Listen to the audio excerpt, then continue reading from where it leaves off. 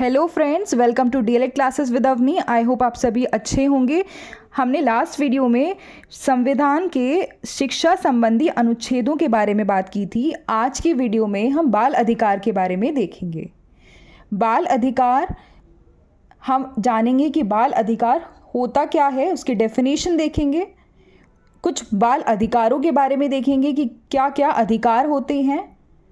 इसके बाद सरकार ने क्या क्या योजनाएं बनाई हैं इसके लिए, ये सब देखेंगे। और फिर लास्ट में प्रीवियस ईयर क्वेश्चन देखेंगे कि इससे क्वेश्चंस कैसे बनते हैं। So let's get into the video. बाल अधिकार यानी बच्चों के वे सभी अधिकार जो उन्हें मिलने चाहिए, जिससे उनकी सुरक्षा हो, उनका सम्मान हो, उनका विकास हो, उनका समग्र विकास हो, जैसे उनका मानसिक विकास, सामाजिक विकास, शारीरिक विकास, संवेगात्मक विकास। तो देखते हैं, बाल अधिकार का अर्थ है वे सभी मौलिक अधिकार जो हर बच्चों को उसके विकास, सुरक्षा और सम्मान के साथ जीवन जीने के लिए मिलने चाहिए। ये अधिकार बच्चों के समग्र विकास के लिए आवश्यक होते हैं। बाल अधिकार को पहली बार औपचारिक रूप से 20 नवंबर 1989 को संयुक्त राष्ट्र महासभा यूनाइटेड नेशंस जनरल असेंबली द्वारा अपनाया गया था। तो इससे क्वेश्चन बनता है कि बाल अधिकार को सबसे पहली बार किसने अपनाया था, किस सन में अपनाया गया था। तो आप इसको ध्यान से देखेंगे।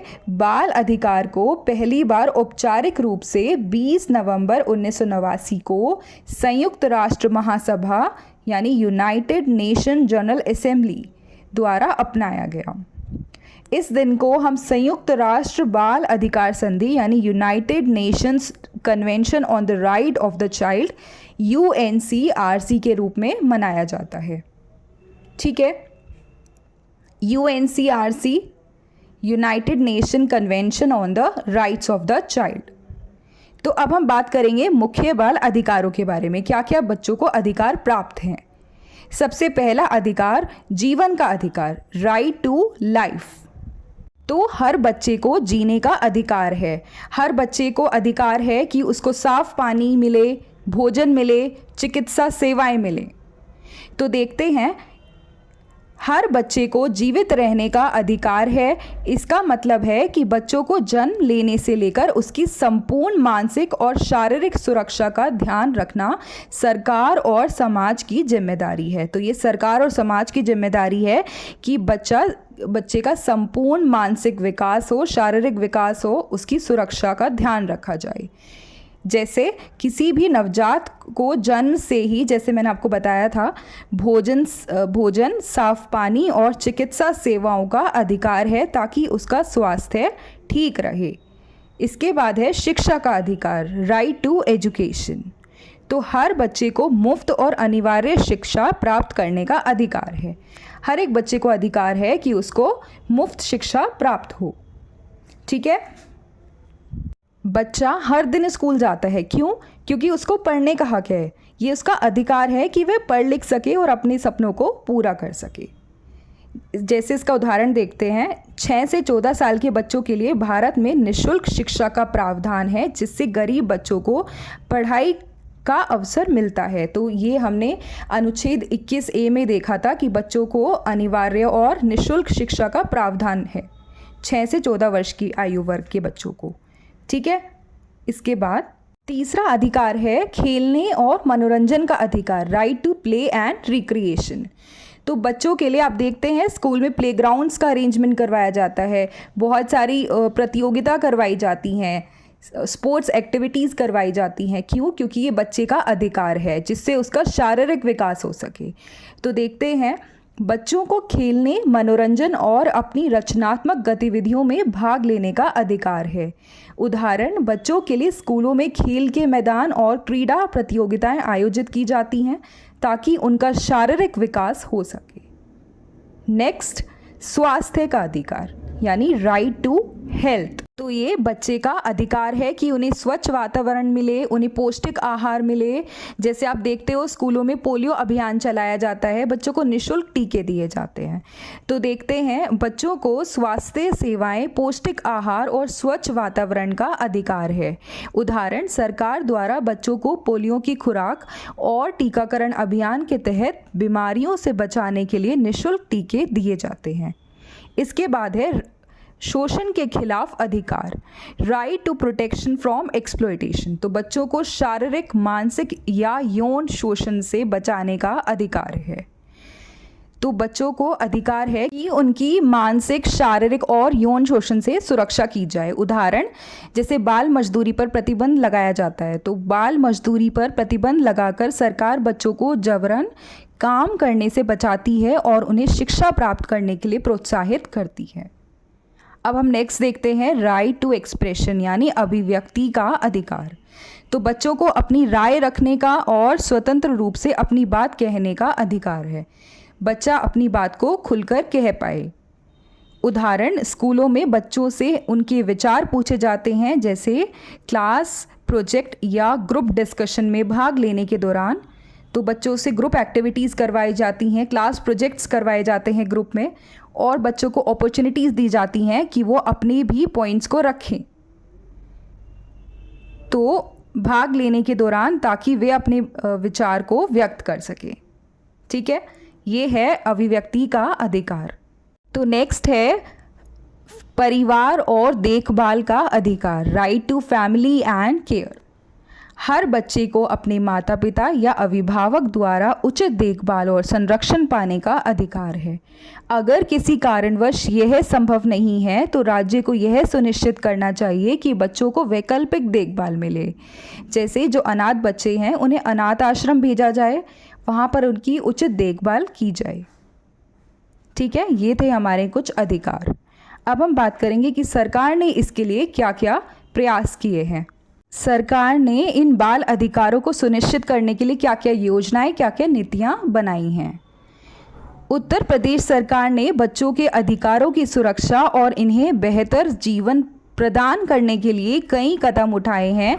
सरकार ने राज्य में बाल अधिकारों को सुनिश्चित करने के लिए विभिन्न योजनाएं और नीतियां लागू की हैं। यहाँ कुछ महत्वपूर्ण घोषणाएं और प्रयास दिए गए हैं। तो सबसे पहले है बाल श्रम उन्मूलन। तो 14 साल से कम उम्र के बच्चों से काम कराना कानूनी अपराध बताया गया है। जो बाल श्रम कराने वाले व्यक्ति हैं उन्हें 6 महीने से 2 साल तक की कैद भी हो सकती है और साथ ही 20,000 से 50,000 तक का जुर्माना भी लगाया जा सकता है।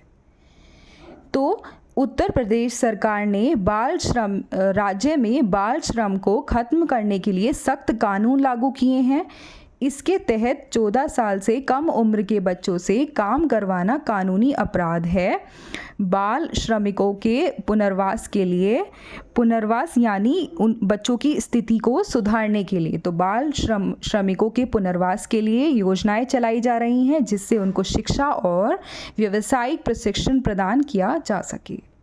तो ये था हमारा बाल श्रम उन्मूलन। इसके बाद हम पढ़ेंगे शिक्षा का अधिकार। तो इसके लिए शिक्षा के अधिकार के लिए सरकार ने क्या किया है। सरकार ने अनुच्छेद 21A के तहत 6 से 14 वर्ष के आयु वर्ग के बच्चों के लिए मुफ्त और अनिवार्य शिक्षा का प्रावधान दिया है। उत्तर प्रदेश सरकार ने शिक्षा का अधिकार अधिनियम के तहत 6 से 14 साल के बच्चों को मुफ्त और अनिवार्य शिक्षा प्रदान करने के लिए कई पहल की हैं। जैसे उन्होंने मिड डे मील यानी दोपहर का भोजन, इससे क्या होगा, बच्चे रोज़ स्कूल आएंगे, बच्चों का नामांकन बढ़ेगा। सरकारी और सहायता प्राप्त स्कूलों में बच्चों को निःशुल्क शिक्षा और अन्य सुविधाएं जैसे मिड डे मील, दोपहर का भोजन प्रदान किया जाता है। तो ये है शिक्षा का अधिकार के अंदर जो सरकार ने कुछ पहल की हैं। इसके बाद हम आगे देखते हैं जुवेनाइल जस्टिस एक्ट 2015। तो इसमें बच्चों को अपराध और शोषण से बचाने के लिए कुछ विशेष कानून बनाए गए हैं। बच्चों को अपराध और शोषण से बचाने के लिए विशेष कानून जुवेनाइल जस्टिस बोर्ड के माध्यम से बाल अपराधों से जुड़े मामलों का निपटारा किया जाता है। जो भी बाल अपराध हैं उससे जुड़े मामले हैं उनका निपटारा किया जाता है। बच्चों के पुनर्वास के लिए विशेष कदम उठाए जाते हैं। अब नेक्स्ट है बेटी बचाओ बेटी पढ़ाओ योजना।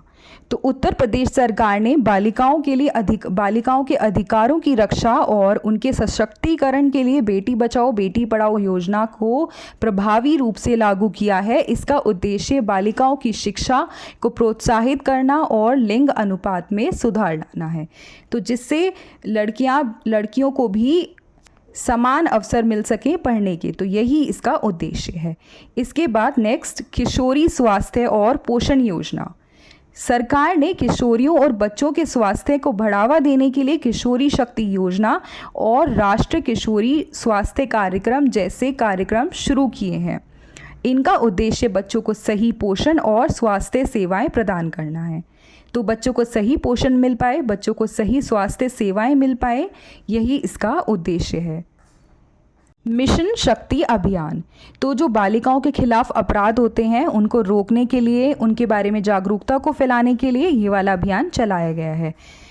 उत्तर प्रदेश सरकार ने महिलाओं और बालिकाओं की सुरक्षा के लिए मिशन शक्ति अभियान की शुरुआत की है, जिसके अंतर्गत बालिकाओं के खिलाफ होने वाले अपराधों को रोकने के लिए विशेष कदम उठाए जाते हैं और जागरूकता फैलाने का काम किया जाता है। ये सब हमने योजनाएं देखी, इसके साथ ही हमने ये वाला टॉपिक भी कंप्लीट कर लिया है। अब हम इसके प्रीवियस ईयर क्वेश्चंस को देखेंगे कि क्या क्या क्वेश्चन इससे बन रहे हैं। 2022 में 2 क्वेश्चन आए इससे। पहला क्वेश्चन था बाल अधिकार का प्रस्ताव पारित किया, तो किसने किया था? सबसे पहले बढ़ा था हमने संयुक्त राष्ट्र संघ यानी यूएनओ ने इसको पारित किया है। इसको हम संयुक्त राष्ट्र महासभा भी बोलते हैं, ठीक है। नेक्स्ट क्वेश्चन है बाल अधिकार कब और किसने निर्धारित किया? तो इसका आंसर है बाल अधिकार 20 नवंबर 1989 को संयुक्त राष्ट्र महासभा द्वारा पारित किया गया। फिर इसके बाद 2020 में 2 नंबर का क्वेश्चन आया, बाल अधिकार से आप क्या समझते हैं, स्पष्ट कीजिए। तो इसमें आप सिंपली बाल अधिकार की डेफिनेशन दे सकते हैं और इसके बाद कुछ 4 to 5 इसमें बाल अधिकार के बारे में लिख सकते हैं। तो ये थी हमारी आज की वीडियो। अब हम नेक्स्ट वीडियो में प्रारंभिक शिक्षा के संदर्भ में गठित आयोग और समितियों के बारे में देखेंगे। तो हम मिलेंगे नेक्स्ट वीडियो में। अगर आपको वीडियो पसंद आ रहा है इसको लाइक करें और कमेंट करके अपने डाउट ज़रूर शेयर करें। मैं टाइमली आपके डाउट्स को सॉल्व करूंगी। साथ ही चैनल को सब्सक्राइब करें ताकि आपके पास जो भी रीसेंट अपडेट हो वो सबसे पहले पहुंच जाए। हम मिलेंगे नेक्स्ट वीडियो में, तब तक के लिए stay happy, stay healthy. Thank you so much.